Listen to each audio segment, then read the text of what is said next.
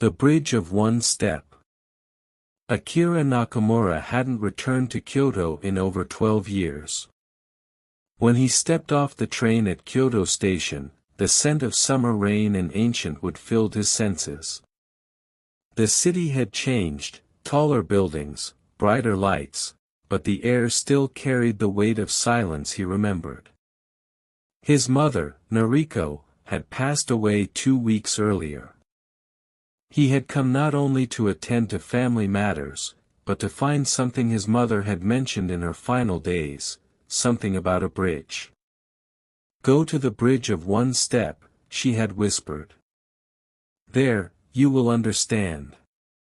He had no idea what she meant. But he wrote it down. A few days after her funeral, while sorting through her old notebooks, he found a single postcard.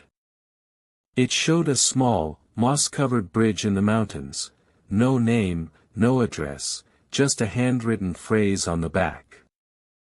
"Some bridges are not for crossing, but for letting go." Chapter 2, The Temple Map.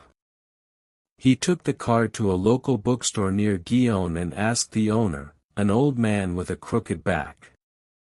The man squinted at the card and nodded slowly. "That's from Sankaji Temple. Not many go there now. Hidden above the hills in Arashiyama." "Is it open to visitors?" Akira asked. "Technically. But not every path is marked. People say, the bridge appears only when you're ready." Akira raised an eyebrow. "What's that supposed to mean?" The man smiled. "Kyoto is a city of stories. Some are true. Some are waiting to be true." He gave Akira a paper map and circled the path to the temple. The hike took Akira nearly 3 hours. He climbed steep stone steps covered with pine needles, past whispering bamboo groves, and reached the mossy gate of Sankaji.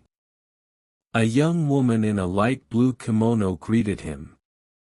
"You made it," she said, smiling as if she knew him.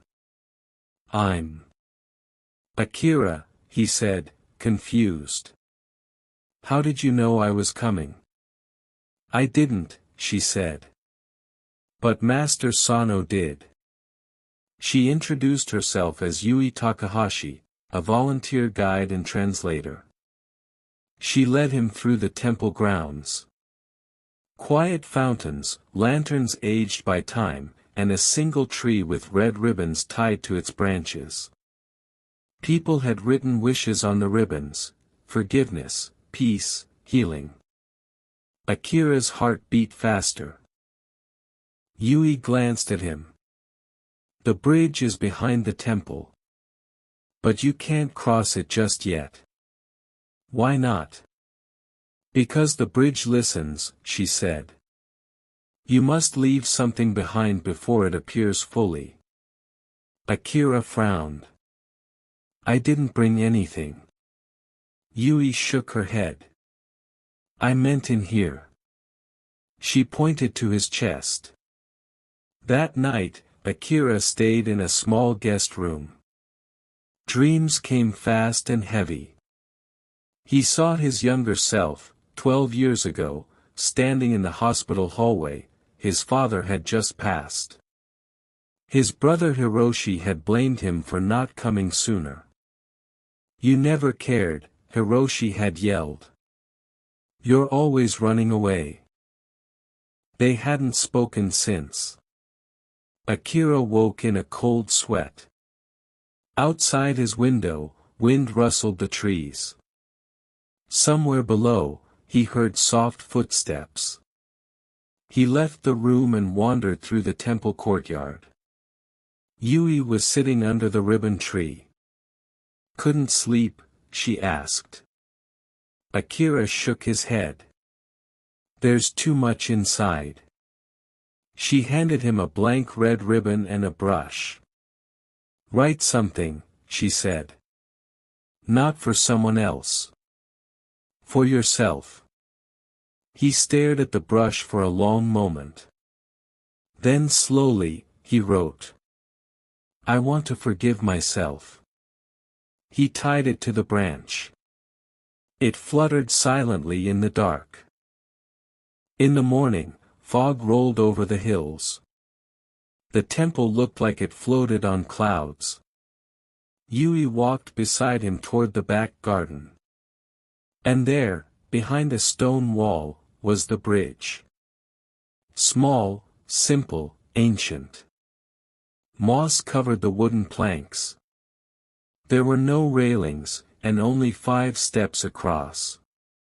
At the other side was a platform, where a single bench waited. Akira stepped closer, but something held him back. Go on, Yui said softly.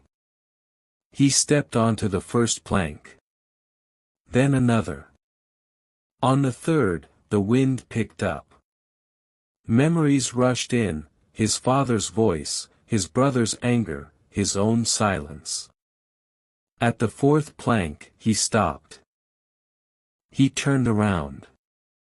Yui was no longer there. Instead, on the far side of the bridge stood a figure, Hiroshi. Not real, a memory.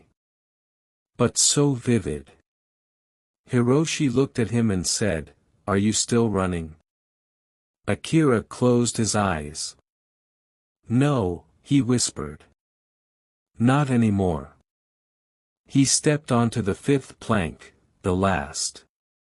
And suddenly, silence.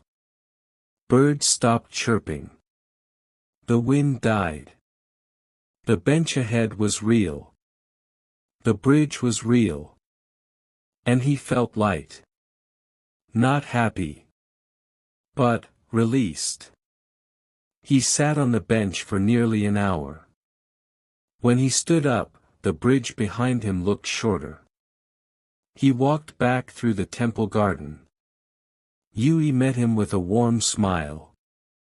Did you find what you came for? She asked. No, he said honestly. But I left what I needed to. Master Sano appeared at the temple gate. You may return one day, the old monk said. But the bridge will not appear again. At least not in the same way. Akira bowed. Thank you. He took the train back to Tokyo that evening. On the ride, he messaged Hiroshi for the first time in 12 years. Just 3 words. Can we talk? And for the first time, Hiroshi replied. Yes. I've been waiting. Weeks later, Akira sat at his desk in Tokyo.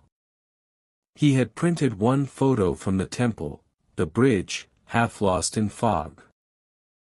On the back of the photo, he wrote the same phrase his mother once did. Some bridges are not for crossing, but for letting go. He slipped it into an envelope and wrote a name on it. Kenta Takahashi, the teenage boy who had helped clean the garden. Akira smiled. Then he wrote another card, this time with a different phrase. One step is all it takes. If you had the chance to walk a bridge that could help you leave behind a painful memory, would you take that one step? If you enjoyed the story, don't forget to give it a thumbs up.